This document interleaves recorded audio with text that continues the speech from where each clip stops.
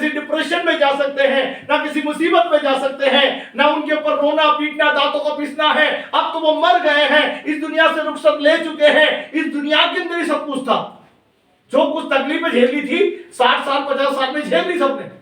अब कोई दुख और कोई तकलीफ नहीं है, इस दुनिया में ही होनी है तकलीफ। आज घर में आटा खत्म हो गया, घर में ये हो गया, परेशान है, बच्चों के साथ ऐसा हो रहा है, फैमिली के साथ ऐसा हो रहा है। ये सिर्फ जीते जिंदगी है, मरने के बाद आपको इसका दुख का एहसास भी नहीं होगा। अब मरने के बाद न्याय का समय है, अब वो तुम्हें स्वर्ग में पहुंचाए या नर्क में, वो तुम्हारे कामों के ऊपर बात है कि तुमने परमेश्वर के साथ कितना समय बिताया, तुमने प्रभु को कितना अधीन रखा है, तुम प्रभु के क्लोज कितने रहे हो, तुम प्रभु की योजनाएं के साथ कितने चले हो, तुम प्रभु की कल्पनाएं कितने करते थे, तुम स्वर्ग जाने की बात करते थे कि नहीं करते थे, तुम अच्छे काम में सहभागी थे कि नहीं थे, तुम कितने घुटने टेकने वाले व्यक्ति थे, कितना घंटे वचन पढ़ने वाले थे, संडे चर्च जाने वाले व्यक्ति थे, है ना, दुख और परेशानी में लोगों की मदद करने वाले व्यक्ति थे। ये सब डिपेंड करता तुम्हारी जिंदगी पर। अगर तुमने व्यर्थ में जीवन जिया है तो एक दिन देखना तुम्हारी लाइफ व्यर्थ हो जाएगी। लोग बोलते ना मरने के बाद किसने देखा, मरने के बाद ही लाइफ है। असली जिंदगी शुरू ही मरने के बाद है। ये डर, एक दिन मैंने प्रचार किया तो हमारी बहन बोलती है, चर्च में प्रचार कर रहा था मैं मृत्यु के ऊपर, तो मेरी बहन बोलती है हमारे चर्च की, भैया आप तो डराते हो मरने के ऊपर। मैंने जब तक तुम्हारे अंदर ये डर नहीं आएगा ना, तब तक तुम प्रभु के अधीन भी नहीं आओगे। आज इंसान सीना चौड़ा करके उठता है सुबह और उठकर क्या कहता है, ओह आज किसको मारूं, किसको तोड़ूं, किसको क्या करूं। आज दिल कर रहा है कि पत्नी के साथ लड़ाई करूं, आज दिल कर रहा है मैं पति के साथ लड़ाई करूं, आज दिल कर रहा है मैं घर में ये करूं वो करूं, ओ मैं तो जिंदा हूं। आपका घमंड, आपका एटीट्यूड सब कुछ खत्म होने वाला है। मैं एक बात हमेशा कहता हूं कि मुरझा के रह तो जाती है, मुरझा के रह तो जाती है इंसानी जिंदगी, कि मुरझा के रह तो जाती है इंसानी जिंदगी, पर कलाम खुदा का बदलता नहीं कभी। वो कल भी वैसा ही था जैसा आज है, और ये हमेशा ऐसा ही रहेगा। समझ और शिक्षा का आपको पानी है, हम सबको पाना है कि हम उसमें खरे चल भी रहे हैं।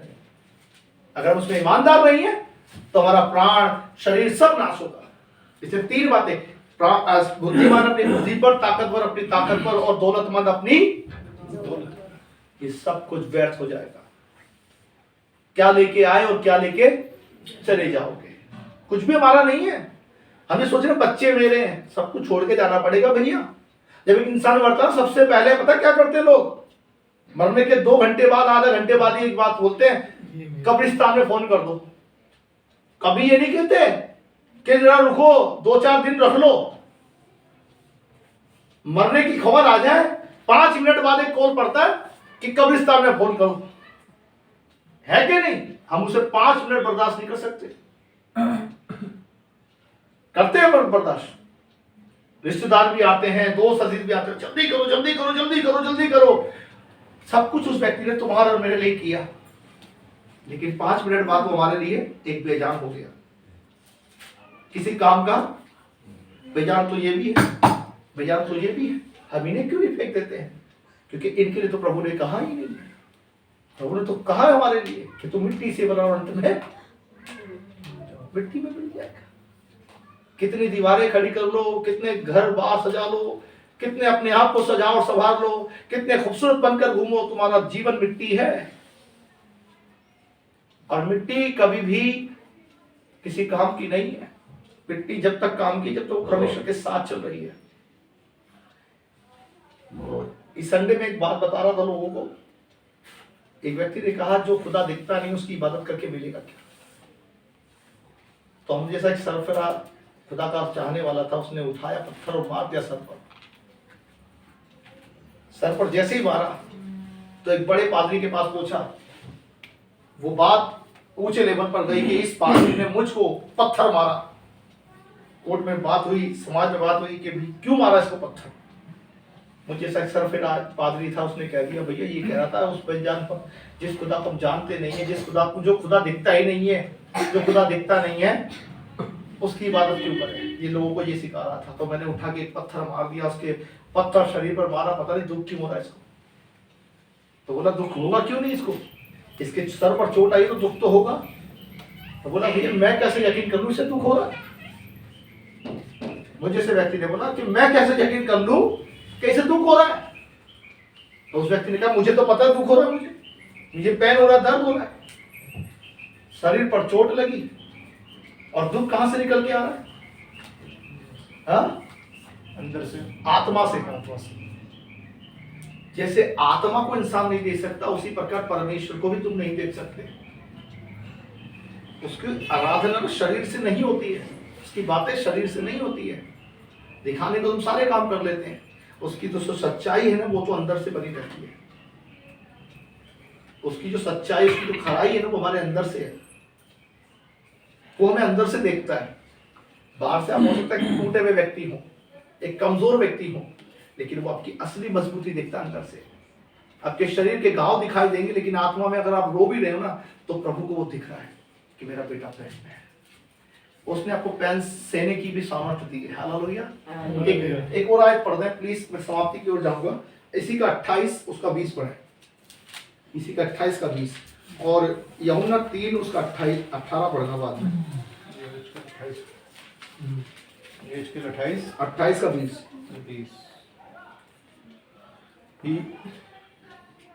यहेज के लिए, हाँ, इसी का जो 28 का 20। यहोवा का ये वचन मेरे पास पहुंचा, हे मनुष्य के संतान, अपना मुख सिदोन की ओर करके उसके विरुद्ध भविष्यवाणी कर, हाँ, और कह, प्रभु यहोवा यूं कहता है, हे सिदोन, मैं तेरे विरुद्ध हूँ, मैं तेरे बीच अपनी महिमा कराऊंगा। हाँ, जब मैं उसके बीच दंड दूंगा और उसमें अपने को पवित्र ठहराऊंगा, तब लोग जान लेंगे कि मैं यहोवा हूँ। हाँ, लोग क्या करेंगे? जान लेंगे कि मैं यहोवा। मैं क्या करूंगा? मैं लोगों के बीच में अपनी सच्चाई का प्रचार कराऊंगा। हालेलुया। और लोग क्या जानेंगे कि मैं सच्चा, जीवित और भला परमेश्वर हूं। इसलिए प्रिय परमेश्वर के लोगों, अपनी जिंदगी को एक बात याद रखना कि मैं जिस परमेश्वर की आराधना करता हूं ना, वो सच्चा परमेश्वर है, वो जीवित परमेश्वर है, वो भला परमेश्वर है। इसलिए शोक ज्यादा दिन तक नहीं, ये लास्ट था। इसके बाद ये याद रखना कि खुदा आपके वंश को ब्लेस करने जा रहा है। खुदा आपके घर को बढ़ाने जा रहा है। खुदा कोई चीज लेता है ना, वो लेकर रखने वाला नहीं। मैं कोई गवाही बताता हूं मेरी लाइफ से जुड़ी। मेरे मुंह से एक शब्द निकला एक दिन, जब मेरी बेटी पैदा हुई, और मेरा एक बेटा और बेटी थी। मुझे पता नहीं चल पाया कि मेरी पत्नी जो है प्रेग्नेंट है। तो मेरी पत्नी ने मुझे बताया, तो मेरे मुंह से एक शब्द निकला, और वो शब्द क्या था? प्रभु जिसके पास औलाद दी उसको दे, मुझे क्यों दे रहा है? ये मेरे ही मुंह के शब्द थे। उसके 3 घंटे बाद वो बच्चा गर्भ में मर गया। 3 घंटे बाद जो बच्चा 5 महीने का था वो गर्भ में मर गया।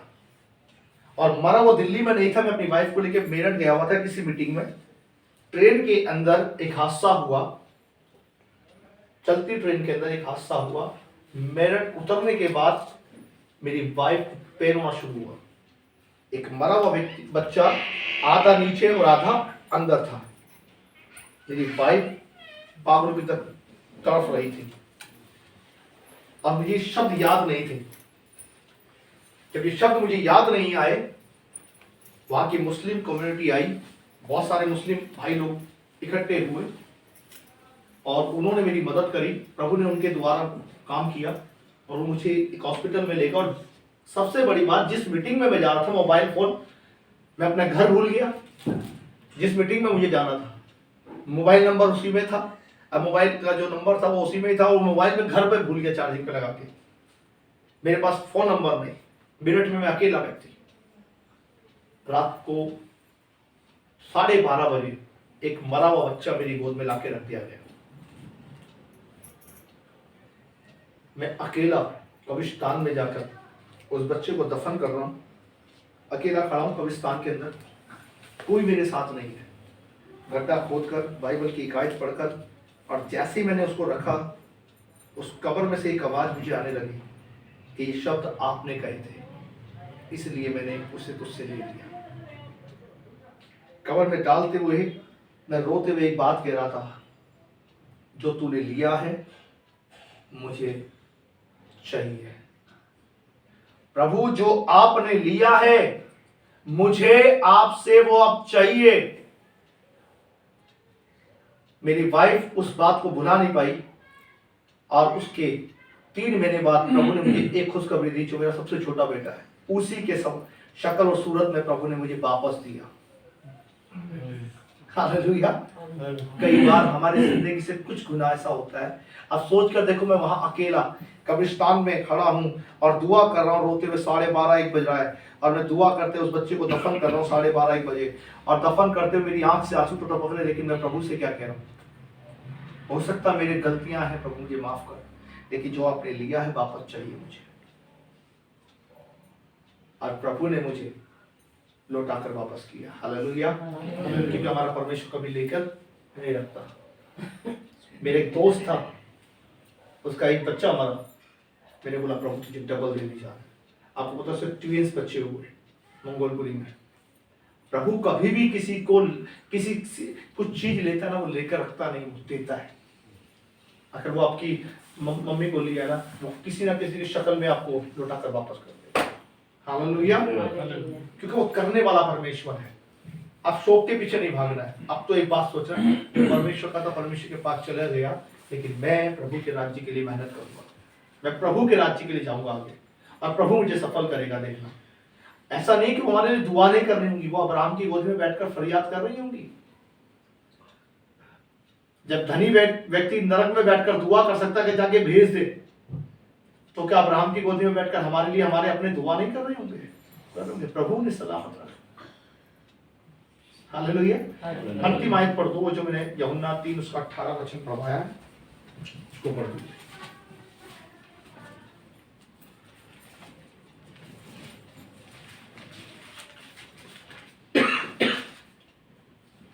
जो उस पर विश्वास करता है उस पर दंड की आज्ञा नहीं होती, हाँ, परंतु जो उस पर विश्वास नहीं करता वो दोषी ठहर चुका है। बस अब लिखा है यहाँ पर इस अंतिम आयत में कि जो उस पर विश्वास कर चुके हैं उस पर क्या नहीं है?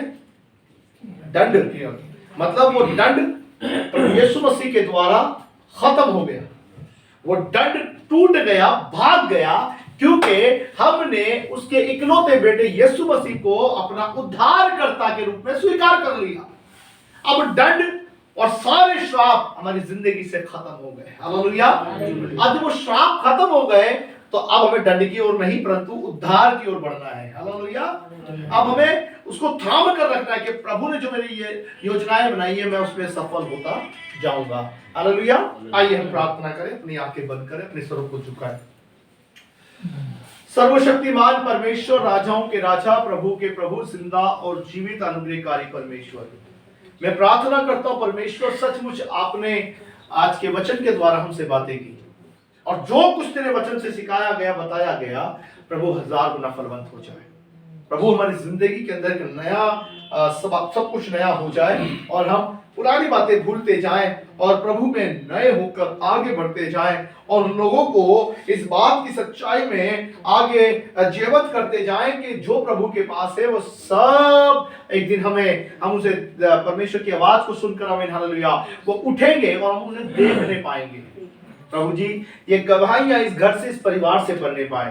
प्रभु जी, इनकी मिनिस्ट्री को, इनकी सेवकाई को आप बढ़ाइए, इनके घर परिवार को ब्लेस कीजिए। प्रभु जी, इनके घर पर आपकी बड़ी दया और कृपा उतरे मेरे परमेश्वर, ताकि घर घराना आशीषित हो और तेरे वचन में फल फूलता जाए मेरे परमेश्वर। दया करना प्रभु। मैं प्रार्थना करता हूँ भाई मोनू को फिर से मैं तेरे जीवित हाथों में सौंपता हूँ, अपने जीवित हाथों में उनकी पत्नी, उनके बच्चों को और अपने लहू में ढाप, और इस पूरे घर को, इस घर के चारों में तेरे लहू का बाड़ा, तेरे दूतों की छावनी चाहता हूं। प्रभु तेरी सुरक्षा इस घर पर सदा बनी रहे। तेरे खादिम होने के नाते, तेरे दास होने के नाते हम दुआ करते हैं। दया कर, सारी बातों में इज्जत और महिमा आपको मिले। प्रभु जी, आने वाला साल हम सब के लिए आशीष और खुशियां लेकर के। धन्यवाद, आपने मेरी प्रार्थना को सुना। आदर, महिमा, इज्जत और जलाल आपको देते हैं। प्रार्थना यीशु मसीह के नाम से, आमीन। आज ही सब मैं बैठ जाता हूँ। आपके सवाल थोड़ा सा क्या बोलना है? अब आप ही बोलेंगे जो बोलना है, हमारा तो प्रचार खत्म हो गया। तो आज जैसा बताया कि 40 दिन हो चुके हैं और हम सब परमेश्वर के काम में पढ़ाना चाहिए बेटा। मोनू भाई की मदर के लिए उनकी यादगारी के साथ इकट्ठे हैं, तो आए हम सब गीत गाएंगे, परमेश्वर की आराधना करेंगे, क्योंकि मसीह में हमारा मर जाना निश्चय है। लेकिन पौलुस कहता है कि मसीह में मेरे लिए मर जाना क्या है, लाभ है। और इस बात से हम लजाते नहीं हैं। एक न एक दिन हम सबको यहाँ से जाना है, लेकिन हमारे पास इससे बड़ी आशा ये है कि यीशु मसीह जब आएगा वो बादलों पे हमें लेने आएगा और हम उसके साथ जाएंगे, अनंत निराश में जाएंगे, अनंत जीवन के लिए जाएंगे। आए हम सब अपनी आंखों को बंद करेंगे और परमेश्वर को स्तुति करेंगे, क्योंकि वो योग्य है। धन्यवाद परमेश्वर। यीशु मसीह, तेरे नाम को ऊंचा करते परमेश्वर, प्रभु यीशु मसीह। हालेलुया। यीशु की महिमा हो परमेश्वर। बदलेगा ये मौसम,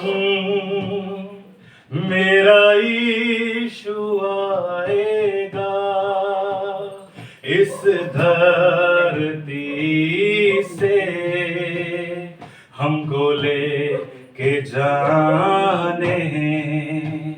बदलेगा ये मौसम, मेरा यीशु आएगा, इस धरती से हमको ले जाने।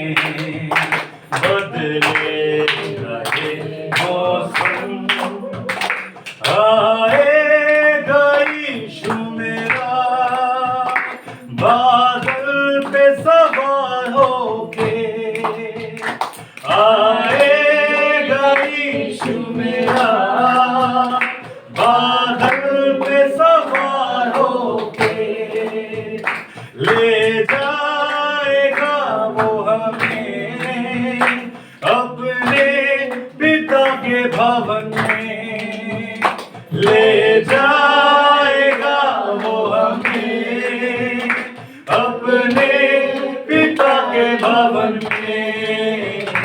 बदलेगा ये मौसम, मेरा यीशु आएगा, इस धरती से हमको लेके जाने। बदलेगा ये मौसम, मेरा यीशु आएगा, इस धरती से हमको लेके जाने।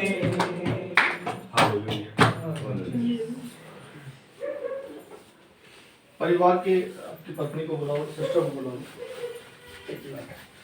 एक बात रह जाती है जो मैं बताकर आगे जाऊंगा, क्योंकि जब हमारे परिवार से कोई चला जाता है तो हमने कुछ ना कुछ तो उनसे सीखा ही होगा, है ना। जब हमारे परिवार से कोई चला जाता है तो हम उसको बताते हैं कि आपने उनकी लाइफ से क्या सीखा है। वो जितने दिन तक इस दुनिया में रहे, जितने दिन तक वो इस दुनिया के अंदर जीवित थे, जिंदा थे, आपने उनकी लाइफ से क्या सीखा। ये बातें, क्योंकि ये अंतिम बातें हैं जो आज उनके विषय में हम बता रहे हैं, है ना? तो पहले हम बेटे को बुलाएंगे, फिर बेटी को बुला लेंगे, है ना? 2 बच्चे थे उनके। जल्दी थैंक यू।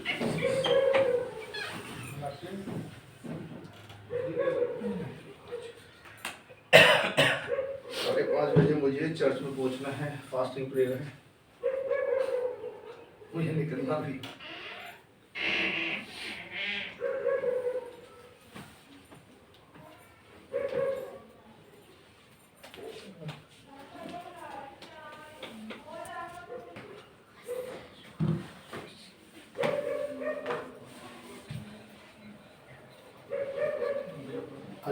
इधर आ जाओ। मम्मी के लिए क्या क्या सीखा, क्या मम्मी के आप भी आओ भाई।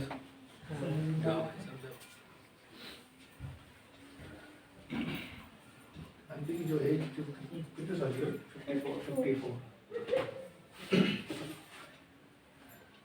सबसे लास्ट बात है, जो लास्ट गवाहियाँ हैं उनकी लाइफ की, आप उनकी औलाद हैं, क्योंकि सबसे ज़्यादा समय तो आपने ही बिताया अपनी मम्मी के साथ, बहू तो बाद में आई है ना। आपने अपनी मम्मी से, आज वो इस दुनिया में नहीं है, लेकिन जितने साल वो रही, आपके पैदाइश से लेकर आपके बड़े होने तक, आपके जन्म तक, और आप आज इतने बड़े हो गए, आपने उनकी लाइफ से क्या सीखा है? मैंने सीखा है, जो उनकी लाइफ से देखा है मैंने, वो एक वचन में लिखा है ना कि अपनी दौड़ किससे दौड़नी है? धीरज से। तो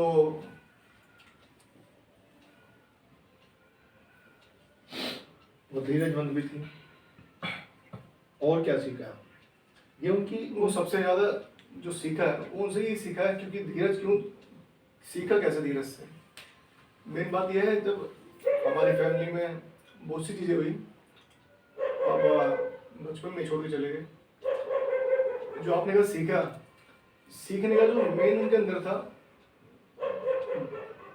मुझे लगता है यीशु मसीह को जाना भी नहीं मम्मी ने पहले स्टार्टिंग में, फिर उनके अंदर वो चीज़ थी धीरज, जिसे कहते हैं कि जो इंसान कर रहा है करने दो, लेकिन मुझे इनका बदला नहीं लेना, इनसे कुछ नहीं बोलना, मुझे जो करना है सिर्फ मुझे शांत रहना है, मुझे धीरज से रहना है। और मुझे पता है कि उन्हें चाहे परमेश्वर को नहीं जानती थी उस समय भी, तब भी उनको ये लगा कि हाँ मैं अपने बच्चों को जैसे धीरज के लिए कहा चाहती, तो आजकल की भी, पहले भी ऐसे स्त्रियां हैं जो पति के जाते ही दूसरी शादी कर देते हैं या किसी दूसरे चक्करों में चले जाती हैं, जैसे भाई ने लिखा भी है। लेकिन जो मैंने उनसे सीखा है, वो सच में उनका वो धीरज देखा है सच में, और उनका धीरज। और कुछ दिन पहले पूजा बोल रही थी मुझे इस बात पे कि तुम दोनों क्या नाम है बहुत ज्यादा ही सीधे हो, बड़े मतलब एकदम दयालु हो जाते हो। और सच में मैंने जैसे मम्मी थी वैसे ही मैं हूँ सच में, क्योंकि मैं बड़ी जल्दी किसी पे भी जल्दी विश्वास कर लेता हूँ या बड़ी जल्दी किसी की बातों में आ जाता हूँ, लेकिन परमेश्वर ने समय के साथ सिखाया है। लेकिन फिर भी हमारे अंदर एक जो आपने कहा अच्छाई यही अच्छाई है, क्योंकि परमेश्वर बताता है आत्मा के फल जो नौ फल बताए, उसमें प्रेम था, जो कि मेरी माँ ने किसी के साथ में बैर भाव नहीं रखा, ना द्वेष रखा कि किसी के लिए मुझे ऐसा गलत करना है या ऐसा कुछ कर दूंगी या ऐसा मेरे साथ हो रहा है तो ऐसा कर दूंगी। और हमने जीवन में अपने देखा है, जो हमारी फैमिली है, मैं इनकी बुराई नहीं कर रहा, परमेश्वर उनका भी उनको बदले, उनके मनों को बदले, लेकिन जो धीरज मैंने उनके जीवन में देखा है कि डरते हुए, गाली बकते हुए लोगों ने बका, लेकिन उन्होंने एक चीज सीखी जब परमेश्वर को जान लिया उसके बाद भी कि परमेश्वर मेरा न्याय तो तू देखेगा, परमेश्वर तेरे हाथ में सब कुछ है। और जो मैंने देखा है सच में, जो चिढ़ने वाले थे, जो लड़ने वाले थे, उनके बाद चाहे दौलत हमसे ज्यादा हो लेकिन सुकून नहीं है। सीधी सी बात मैंने देखा है, इसलिए मुझे पता है, चाहे औलाद उनके पास ज्यादा हो लेकिन सुकून नहीं है, चाहे उनके पास खाने को हमसे ज्यादा बड़ा होता हो लेकिन सुकून नहीं है। लेकिन परमेश्वर ने जो हमें दिया, और जैसा आपने नीचे अभी आए तो पर्दे वर्दे भी लगा रखे हैं, जो नए पर्दे खरीदे, जो भी खरीदे वो मीनाक्षी ने लगाए, जो भी, क्योंकि देखो मैं ये नहीं कह रहा उसने गलत किया, लेकिन उसका अच्छा लगता है उसे घर से जाना, बिल्कुल मम्मी के सामने भी अच्छा लगता था, और मम्मी के सामने मम्मी कहती रहती कि क्या खरीदती रहती, मतलब इसलिए कि क्योंकि और अच्छा लगता है मम्मी को भी कि सर हम एक उस घर से जहाँ पर कुछ नहीं था, हमने कुछ नहीं से सब कुछ देखा है।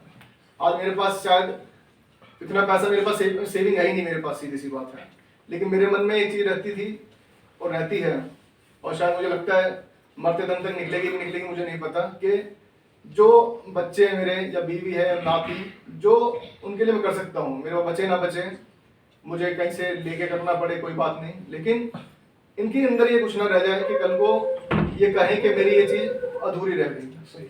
मैंने हमेशा, चाहे मेरे पास सेविंग, मैं सीरियसली नहीं है मेरे पास अकाउंट में, सीधी सी बात बताता हूँ मैं, लोन भी है मुझ पर, जब मकान बनाया लोन हो गया, कोई दिक्कत नहीं, मैं इस चीज में परेशान नहीं होता, सीधी सी बात है, क्योंकि परमेश्वर ने दिया, जैसा वचन कहता है, अय्यूब भी कहता है, परमेश्वर ने दिया और परमेश्वर ने लिया। मम्मी को दिया, मम्मी हमारे साथ इतने साल रही, उन्होंने हमें जैसे मैं पूजा से बात भी करता हूँ, उसने हमें स्टेबल कर दिया। आज हम अपने पैरों पे खड़े हैं ऊपर वाले की दुआ से, क्योंकि मेरी मम्मी ने किसी का दिल नहीं दुखाया, इसलिए उन्होंने, वो गई तो जरूर, वो आज भी मेरे पास एहसास है, ऐसी बात नहीं है कि मैं चली गई तो है नहीं मेरी माँ मेरे पास में। तो उन्होंने, इसने घर सजाया जो भी करा, लेकिन मुझे मेरी मम्मी जैसे मैं कह रहा हूँ मम्मी के जैसा था, क्योंकि मम्मी को भी ऐसे ही था मेरी जैसी थी ना, ज़्यादा ऐसा कुछ नहीं कि तड़क भड़क का लगाना है, कुछ सजना जैसा तवरना है, कुछ ऐसा कुछ नहीं था, सिंपल मम्मी थी। मेरा भी शुरू से ऐसे ही, कुछ मिल गया तो ठीक है, नहीं मिला तो कोई दिक्कत नहीं। और धीरज की बात रही, धीरज से क्यों सीखा है, क्योंकि ये उसी का एक जो आत्मा के फल है, प्रेम, जो जिसमें प्रेम होता है वही धीरज कर सकता है, हर कोई नहीं कर सकता है। और बाइबल बताती है कि कुरिन्थियों के 13 अध्याय में लास्ट में लिखा है कि सबसे स्थायी कौन सा है, प्रेम है। प्रेम से स्थायी कुछ नहीं है। यदि आपके अंदर प्रेम नहीं है तो आप चाहे कुछ भी कर लो, आप ठंडा हो पीतल झंझनाते हुए झांझ हो, क्योंकि यदि आपके पास प्रेम नहीं है, आप कहने को, जैसे आपने थोड़ी देर में बताया, भारी सजावट दिखा लें, भारी पैसा दिखा लें, क्यों निकाल के नोट गड्डी दिखा लें, उससे फर्क नहीं पड़ता। यदि आपके घर में कोई गरीब आया और आप उसको दे नहीं सकते, आप यकीन नहीं मानेंगे, जैसे एक बार आपने भी कहा था, मेरे लिए कहा था, लेकिन ये हमने अपनी माँ से सीखा है। कभी कोई घर में आ गया है जो उनके पास है, और हमारे, और सच में ये परमेश्वर का धन्यवाद है कि हमारे अंदर, चाहे मैं सही बता रहा हूँ, मेरे पैसा चाहे हो ना हो, और ये मम्मी का वो था कि रिश्तेदार जो आया है उसको ये ना हो जाए, उसके मुंह से ये ना निकल जाए कि हमारे इसमें एक असर रह गई, चाहे हम कम खा लेंगे या कम रह जाए कोई बात नहीं, लेकिन उसके पास कमी नहीं होनी चाहिए। तो इसलिए मैंने मम्मी से जो सीखा है बचपन से, वो यही सीखा है कि शांति रखो, परमेश्वर के हाथ में छोड़ो, क्योंकि जो न्याय हम करेंगे उससे बेहतर न्याय परमेश्वर करने वाला है। आज वो नहीं है, लेकिन एहसास पूरे घर में मेरी माँ ने बनाया है। मैं तो ऑफिस में रहता था, वो देख देख के आती थी, कुछ करते थे, तो मतलब जो सीखने वाली बात है उसका अगर मैं बखान करने लगूं, मुझे लगता है आप फिर बोलेंगे मोनू छोड़ दें, घर पे जाना है मेरी। तो इसलिए मैं सच में, मैं उसकी अभी भी सामने है, मेरा फोटो है, लेकिन हर जगह, हर एहसास में, जो मतलब जो मैंने कहा कि मैं पैसा नहीं बचाता, सीरियसली नहीं बचाता, और मिल जाता है अभी, क्योंकि ऊपर वाले ने रास्ते खोल रखे हैं। जब वो बंद करता है तो उसे कोई खोल नहीं सकता, और जो खोलता है वो बंद नहीं कर सकता वो। तो मुझे पता है मेरा परमेश्वर कहीं ना कहीं से मेरे लिए, जो मेरे लिए सप्लाई देनी है उसे, वो सप्लाई कहीं ना कहीं से पूरी कर देगा। और इसलिए जो उसने दिया, जो मेरी मम्मी की इच्छा थी, मैंने कोशिश करी अपनी तरफ से कि मैं हर चीज़ कर सकूँ, कि कल को ये ना हो कि ये रह गया। हाँ, कुछ वो तो किसी जिंदगी में किसी की इच्छा पूरी नहीं होती, ऐसी तो हर किसी कुछ ना कुछ रह जाती है। ये तो मैं नहीं कहूँगा कल को मेरा मन करे प्लेन लेना है तो प्लेन भी रह जाएगा, क्योंकि इतना बड़ा प्लेन तो नहीं ले सकता। लेकिन यहाँ ये है कि जितना मुझसे हो सकता था, जितनी मेरी औकात थी, जितना मेरे पास था, उससे बढ़कर मैंने कोशिश करी हर चीज़ करने की, कि कहीं भी उनको ये लगे कि हाँ।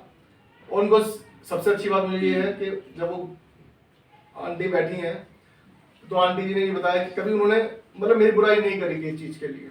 और मुझे, मैं जितना मानता हूँ आज के ज़माने में, अगर माँ बाप अपने बच्चे की बुराई नहीं कर रहे, तो मुझे लगता है मैंने अपनी माँ की सेवा की थोड़ी, जो भी कर पाया मैं।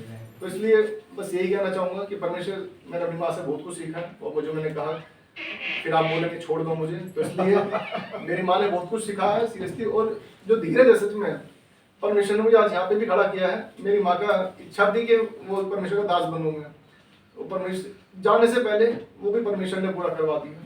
यहाँ चर्च में लोग नहीं थे, एक ही के भैया आते थे, बीच में कोई आता था, लेकिन मम्मी कहती थी कब तक हम अकेले करेंगे। परमेश्वर ने विकी भाई और गीता बहन और उनके बच्चे, परिवार के जो आंटियाँ लग गए, मतलब राजमती बहन और आई नहीं है, वो दिव्या बहन हो गई, मतलब इतने सारे लोग दिए मम्मी के सामने कि मम्मी को ये लगा कि हाँ सच में ये सेविका परमेश्वर की ओर से है। शायद वो उससे पहले चली जाती तो उन्हें लगता है वो उन्होंने अपने आप कुछ कर लिया है। तो इसलिए धन्यवाद है परमेश्वर का हर चीज़ के लिए। उसने हर चीज़ मेरी माँ को दिखाई, सब कुछ जो था वो सब कुछ किया। और दुख तो सीधी सी बात है जो आपने कहा कि हम मिट्टी के लिए नहीं रो सकते हैं, लेकिन एक उस एहसास के लिए भी हम नहीं, मतलब छोड़ नहीं सकते कि जो एहसास है मम्मी का, सीधी सी हर मोड़ पर हमें याद आएगी। सीधी सी बात है कि जब जरूरत होती थी, जरूरत क्या, सीधे माँ की जरूरत कौन पूरी कर सकता है। परमेश्वर का धन्यवाद, आपको इस लायक बनाया कि आप पैरों पे खड़े हुए भवन को लेके चलो, हम लोग को भी लेके चल रहे हो। प्रभु के दास होते हैं, प्रभु के सेवक नहीं होते। प्रभु के सेवक हमेशा सामर्थी होते हैं। उनके आंसू जो है ना बड़े कीमती हैं। तुम्हारे आंसू बड़े कीमती है। ये प्रभु के सेवक है, तो प्रभु के सेवक छोटे मोटे नहीं होते हैं। उनके आंसू की कीमत प्रभु ने संभाल के रखी हुई है। 9 महीने बाद ये जो आंसू टपक रहे हैं ना, इसका न्याय खुदा के हाथ में है। एक बात याद रखना, जो हमने खोया है ना, उससे दुगने की आशा परमेश्वर ने आपको बेटे के रूप में माँ दी है ना, ये धन्यवाद। प्रभु आपको पूजा बहन जल्दी आओ। आपने अपनी मम्मी से क्या सीखा? इतने साल वो आपके साथ रह गए। मैंने तो सब कुछ सीखा है, क्योंकि जब मैं हुई भी नहीं थी तब मम्मी पापा एक्सपायर हो गए थे। तो मेरा बोलना चलना सब, मेरे को पाला ही मम्मी ने, तो मेरा सब कुछ मम्मी ने मुझे सिखाया। लेकिन जैसे मैं सब्र नहीं करती। अगर कोई मुझे बोलता है तो मैं 1 से 2 बार सुनती, 30 बार पे जवाब देती हूँ। लेकिन मेरी मम्मी हमेशा बोलती थी कि सब्र रखा कर, परमेश्वर पर विश्वास रख, न्याय करने वाला परमेश्वर है। तो मेरे को बस ये रहता कि हाँ सब्र करना है। मतलब मम्मी में सब्र, शांति, प्यार सब मम्मी से ही सीखा है। क्योंकि मैं खुद से क्या सीख पाती, क्योंकि मेरी पालन पोषण जब तक मेरी शादी नहीं हुई 26 साल मैंने पूरे अपनी माँ के साथ ही बिताए। तो मेरी एक एक चीज मेरी माँ ने मुझे सिखाई है। तो इसमें कुछ अलग नहीं है कि मैंने किसी और से जाके कुछ सीखा। मेरी सारी बातें या मेरा जो भी बोलना है, सुनना है, जो भी है, मेरा पहला शब्द या जो भी मैंने बोलना सीखा, क्योंकि मेरी माँ जो मुझसे बातें करती मैं वही बातें करती। तो सब कुछ चीजें वही हैं कि हाँ सब बातें 26 साल मैंने अपनी माँ से ही सीखा है, जो सीखा है, क्योंकि मैं रही उसके साथ। चाहे वो प्रेम हो, चाहे धीरज हो, सब्र हो, शांत रहना। क्योंकि मैं खुद बोलती हूँ, मैं गुस्से वाली हूँ, मैं गुस्सा करती हूँ, लेकिन मेरे उस गुस्से को शांत करने वाली भी मेरी माँ है कि शांत रहकर मत बोला कर, ये वो। तो मेरी माँ से ही सीखा है भैया सब कुछ। मैं कुछ अलग कहाँ से सीख।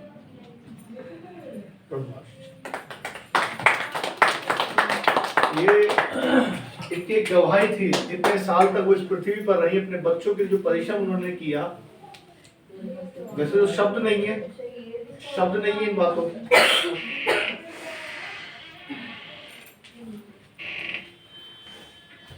आप बताइए, आपने जिस सासू से क्या सीखा? सब पहली बार तो मेरा तो एक ही वर्ड है हमेशा कि शायद ही कोई मदर इन लॉ जैसी, मेरी मम्मी जैसी सास कोई होगी जो इतना प्रेम के साथ रहने वाले। उनका स्वभाव बहुत ही मिलनसार था। उनके मन में कभी किसी के लिए ऐसा नहीं था कि मैं बहू हूँ तो मुझे ये नहीं पहनने देना, या मुझे ऐसे बैठना, ऐसे उठना, ऐसे लेटना, ऐसा ये करना, ऐसे मुंह ढकना। कभी किसी बात से मम्मी ने मुझे नहीं टोका। ना जलन ना ईर्ष्या, कोई बुराई उनके अंदर नहीं थी।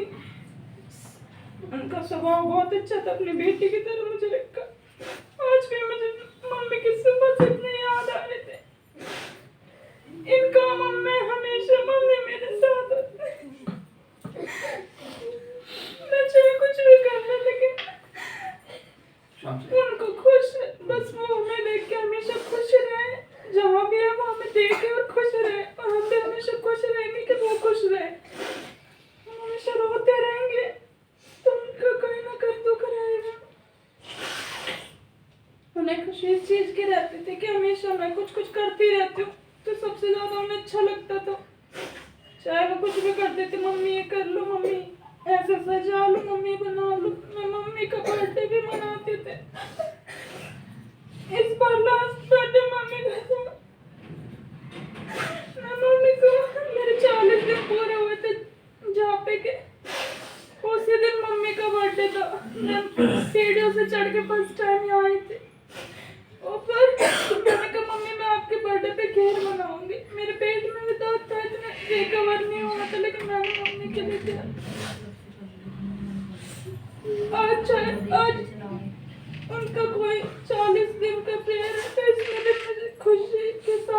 उनके लिए सब कुछ कर रही हूँ कि उनके किसी चीज में कोई कमी ना रहे, अच्छा लगे। मेरी मम्मी के अंदर ये सबसे बड़ी बात थी कि कभी किसी से चिढ़ना नहीं आता था उन्हें, कभी किसी से जलन नहीं रखी।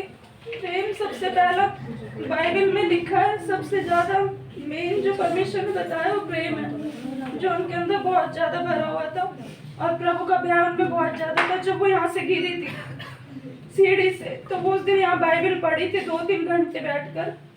हम यहाँ टीवी देख रहे थे जबकि वो यहाँ बाइबल पढ़ी थी। उस टाइम में मम्मी गिर गए सडनली। तो मैं यही कह रही, प्रभु तुम मोबाइल पढ़ के गए, उन्हें गिरने क्यों दिया? लेकिन वो इच्छा कुछ और थी। तब के बाद वो बीमार ही रहती गई और फिर प्रभु ने अपने पास बुला लिया।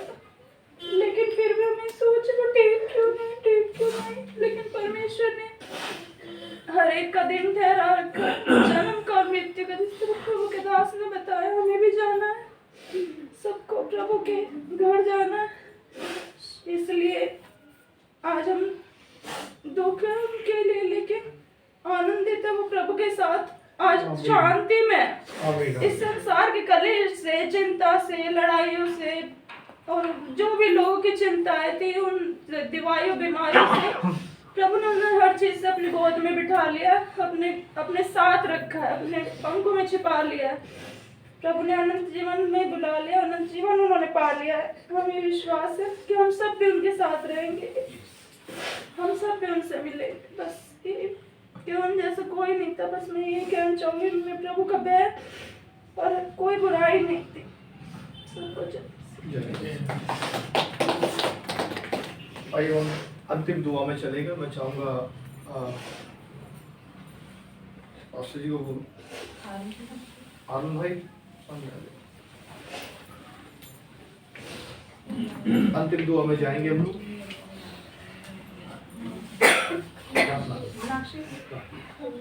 आए हम सब अपनी आंखों को बंद करते हैं, सर को प्रार्थना करते हैं। प्रभु यीशु मसीह, हम धन्यवाद करते हैं पिता यीशु मसीह आज के समय के लिए परमेश्वर प्रभु जी, कि हम एक साथ हो पाए परमेश्वर प्रभु उस यादगारी के लिए परमेश्वर, जो आपकी बेटी परमेश्वर इस पृथ्वी पर रह करके परमेश्वर आपके मकसद को पूरा करके गई परमेश्वर प्रभु जी। सचमुच परमेश्वर प्रभु जी, जब परमेश्वर प्रभु जी हम पहला यूहन्ना उसका 3 में पढ़ते हैं परमेश्वर प्रभु, वहाँ पे लिखा है परमेश्वर ने हमें अपनी निज संतान होने के लिए बुलाया है। और जब हम उसकी निज संतान है तो आने वाले समय में जब वो प्रकट होगा तो हमें वो क्या कुछ ना बनाएगा। जो भी स्वर्ग की सारी सुविधा होगी, स्वर्ग की सारी संपत्ति होगी, जो भी परमेश्वर का होगा वो अपने प्रियो को यूं ही दे देगा, और जो परमेश्वर उसे दे देगा। और इसलिए हम धन्यवाद करते हैं कि परमेश्वर सचमुच आपकी बेटी ने परमेश्वर जो आपकी इच्छा थी इस पृथ्वी पर रहते हुए परमेश्वर आपकी इच्छा को पूरा किया परमेश्वर प्रभु। अपनी इच्छाओं को नहीं परमेश्वर, आपकी इच्छाओं को रखकर परमेश्वर प्रभु जी वो आगे चलती चली परमेश्वर प्रभु। और हम धन्यवाद करते हैं इस परिवार के लिए प्रभु जी, तू सांत्वना देने वाला परमेश्वर है प्रभु यीशु मसीह। यीशु मसीह आपका वचन कहता है तेरे आंसुओं को परमेश्वर आनंद में बदल देगा परमेश्वर। उन तमाम खुशियों को परमेश्वर, उन तमाम पेंडिंग आशीषों को परमेश्वर जो तेरे पास स्वर्ग में रखी है परमेश्वर प्रभु जी, पवित्र आत्मा की सामर्थ्य से परमेश्वर इनके जीवन में पूरी होने पाए परमेश्वर, कि इनके जो आंसू है परमेश्वर प्रभु जी वो आनंद में बदल जाए परमेश्वर प्रभु। धन्यवाद करते हैं प्रभु जी, इन्हें ब्लेस कर प्रभु यीशु मसीह, और इनका विश्वास और बड़ा परमेश्वर की प्रभु यीशु मसीह ये अंत तक आप में धीरज धरने वाले हो परमेश्वर। जितने भी जन आए हैं प्रभु आप आशीष करना प्रभु, आज की सभा के लिए प्रभु जी, आज के प्रचार के लिए प्रभु हम धन्यवाद करते हैं प्रभु यीशु मसीह। हम जान ले आज कि निश्चय हम सबको प्रभु के पास जाना है, अपने जीवन को भय के साथ यीशु के साथ बिताने वाले हो जाए। धन्यवाद करते हैं, दुआ मांगते हैं यीशु के नाम में, आमीन। अब परमेश्वर का प्रेम, मसीह का अनुग्रह, पवित्र आत्मा की सहभागिता और यीशु मसीह की शांति इस परिवार में, इस परिवार के हर एक जन में और हम सबके साथ सदा बनी रहे। आमीन आमीन। सबको जय मसीह की जय, आशीष दे, तो आपको बहुत ब्लेस करे और आप प्रभु में सदा बढ़ते हैं।